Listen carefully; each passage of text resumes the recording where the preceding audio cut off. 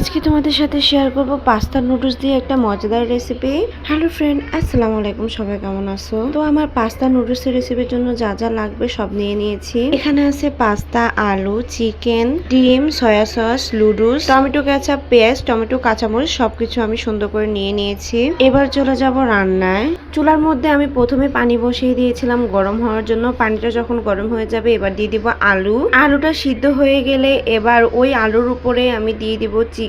যে চিকেন গুলো আমি রেখেছিলাম, এখানে আমি কোনো হাড় নিয়ে একদম সলিড মাংসটা নিয়েছি। এবার সামান্য একটু লবণ দিয়ে দিব।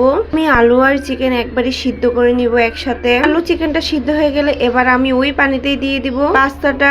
আমি সবকিছু একসাথে সিদ্ধ করে নিয়েছি, যেহেতু সবকিছু এক পাতিলে দিয়েছি, পাতিলটা ছোট তাই চেঞ্জ করে নিয়েছি। এবার ওই একই পাতিলে আমি দিয়ে দিব নুডলস। যেহেতু আমার বাসায় এক চুলা, সেজন্য আমি এরকম করে নিচ্ছি, মানে সময় বাঁচানোর জন্য। যাই হোক, সবকিছু একসাথে সিদ্ধ করে নিলাম। এবার আমি অন্য একটা পাতিল বসিয়ে দিয়ে দেব পরিমাণ মতো তেল। তেলটা গরম হয়ে গেলে এবার আমি দিয়ে দিব পরিমাণ মতো পেঁয়াজ, টমেটো, তারপরে দিয়ে দিব কাঁচামরিচ। আমার বাচ্চারা যেহেতু ঝাল কম খায়, সেজন্য আমি ঝাল কমিয়ে দিচ্ছি। তোমরা চাইলে বাড়িয়ে দিতে পারো, তবে টমেটোটা বাড়িয়ে দিলে বেশি ভালো লাগে। এবার আমি সবকিছু একসাথে ভাজা ভাজা করে নিব। দিয়ে দিব সয়া সস সামান্য, দিয়ে দিব সামান্য একটু লবণ, তারপরে দিয়ে দিব টমেটো কেচাপ। তবে আমার সসটা একদম শেষ হয়ে গেছে, সেজন্য ভালো করে আসতেছিল না। যাই হোক, আমি সামান্য একটু দিয়ে দিয়েছি, যতটুকু পরিমাণ। সামান্য একটু টেস্টিং সল্ট দিয়েছিলাম, 1 চিমটি পরিমাণ। দিয়ে দিব আদা রসুন বাটা সামান্য একটু। সবকিছু দিয়ে ভালো করে মিক্স করে নিয়েছিলাম। এবার আগে থেকে সিদ্ধ করা মুরগির মাংসটা দিয়ে দিব। আমি মুরগির মাংসটা সিদ্ধ হওয়ার পর আলাদা করে নিয়েছিলাম। এবার দিয়ে ভালো করে ভেজে নিব তেলের সাথে। যতক্ষণ না একটু লাল লাল হবে ততক্ষণ পর্যন্ত ভাজতে হবে।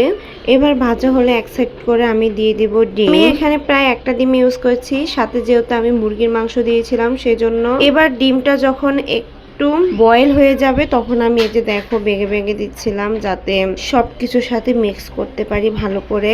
তো ডিমটা আমি একটু ভাজা ভাজা করে নিচ্ছিলাম চিকেনের সাথে। যখন হালকা একটু ব্রাউন কালার হয়ে যাবে তখন আমি ওই যে আগে থেকে সিদ্ধ করা রেখেছিলাম আলু, পাস্তা আর নুডলস এখন সবকিছু একই সাথে দিয়ে দিয়েছি।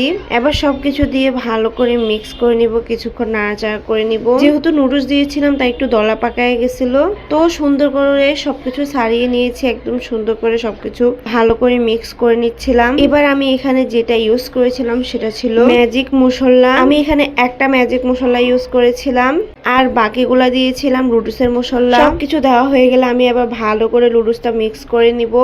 এভাবেই রান্না করে নিব কিছুক্ষণ নাড়াচাড়া করতে করতে। এইভাবে নাড়াচাড়া করতে করতে কিন্তু একসময় রান্না হয়ে যাবে, প্রায় 10-15 মিনিট এভাবে নাড়াচাড়া করলেই হবে। যাই হোক, দেখো আমার নুডলসটা কিন্তু রান্না শেষ ফাইনালি, আলহামদুলিল্লাহ। এটা শুধু দেখতে সুন্দর লাগতেছে না, খেতে অনেক অনেক বেশি মজা ছিল আলহামদুলিল্লাহ। যেহেতু আমি ঝাল অনেকটা কমিয়ে দিয়েছিলাম, এখানে আমি একটা কাঁচামরিচ নিয়েছিলাম, অ্যান্ড কাঁচামরিচ দিয়ে আমি খাচ্ছিলাম, অনেক অনেক বেশি মজা হয়েছিল। তোমরাও চাইলে বাসায় এরকম করে ট্রাই করতে পারো, পাস্তা নুডলস দিয়ে খেতে অনেক বেশি ভালো লাগে। যাই হোক, আজকের ভিডিও পর্যন্ত। ভিডিও কেমন লাগছে অবশ্যই জানাবা। ভিডিও ভালো লাগবে অবশ্যই লাইক করবে, শেয়ার করে পাশে থাকবা। আল্লাহ হাফেজ।